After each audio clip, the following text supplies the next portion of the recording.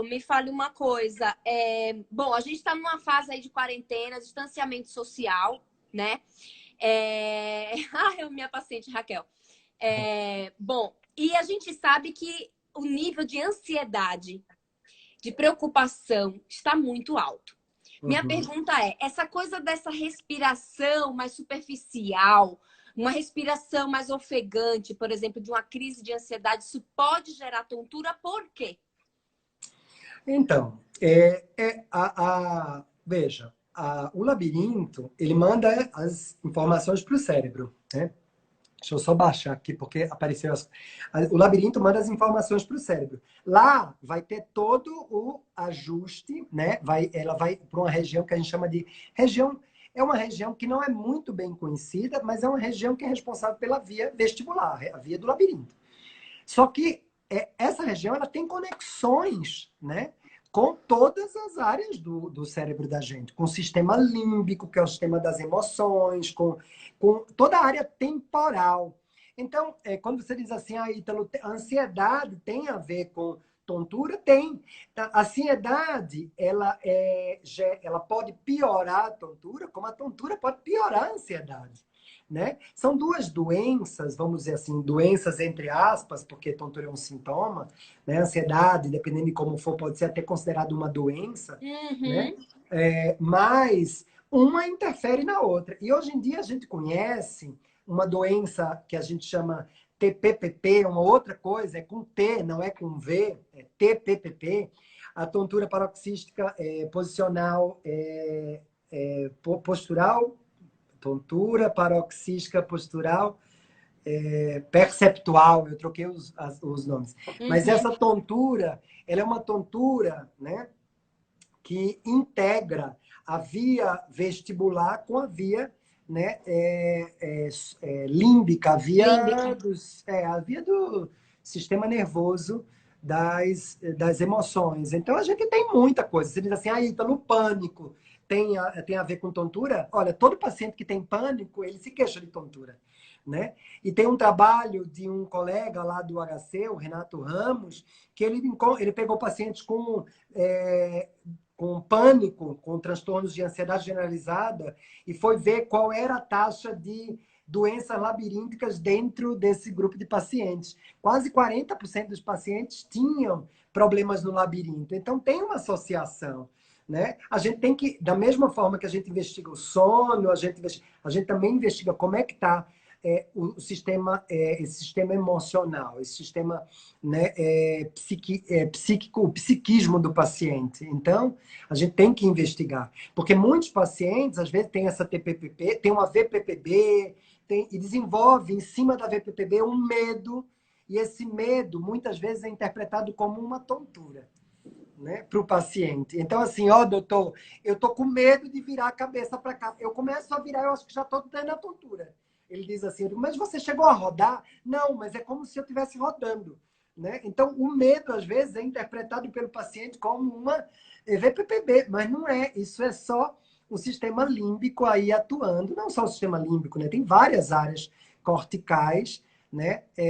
Amígdala, gírio pós-central, pré-central, que tem importância na integração. Né? O cérebro, na verdade, é o organizador de tudo isso. Então, não dá para separar as coisas, não.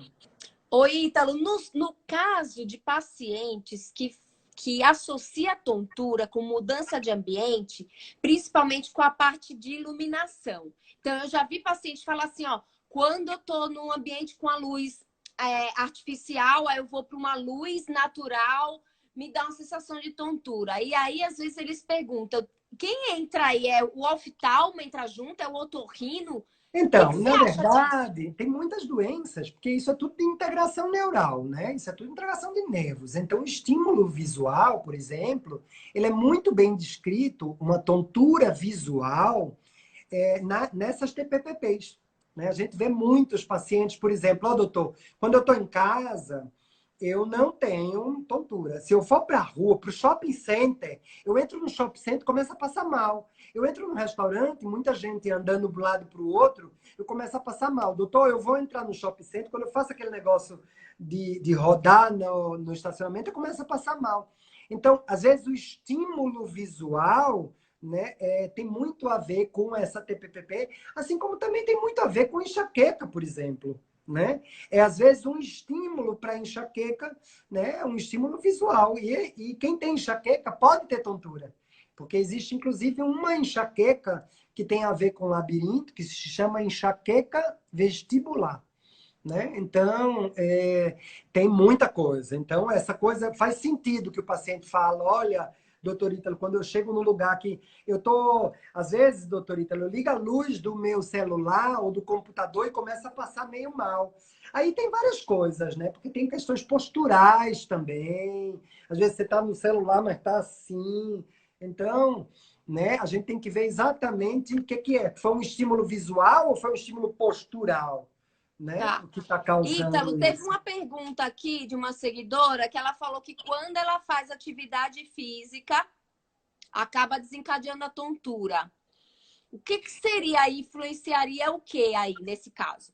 Então, é a mesma coisa, porque a atividade física, olha, a atividade física, ela mexe com a postura, ela mexe com o metabolismo, né? Uhum. Se o labirinto dela não tiver ajustado, não tiver funcionando adequadamente, se ela faz um estímulo de movimento, dependendo da velocidade que ela faz, e esse labirinto não está funcionando direito, né? Ela vai ter uma sensação de tontura, entendeu? Se o labirinto estiver funcionando bem, mas se ela não tiver comido, por exemplo, tiver 5 horas sem comer, ela pode sentir tontura, porque o labirinto não está recebendo energia. Ele não está com glicose suficiente para funcionar. Então, vamos dizer que ele esteja com a função um pouquinho reduzida. Aí ela vai criar um estímulo, uma demanda de movimento, e o labirinto não está adequadamente suprido de energia. O que ele vai fazer? Vai sentir a tontura. Então, o exercício físico precisa ver exatamente o que é. Por exemplo, tem pacientes que têm a tontura quando fazem um esforço muito grande. Existe uma tontura, por exemplo, que chama decência de canal semicircular superior, né? Que é uma malformação, que às vezes uma parte do labirinto, essa parte aqui, ó, vem sem uma casquinha óssea, né? Sem a casquinha óssea que protege o labirinto.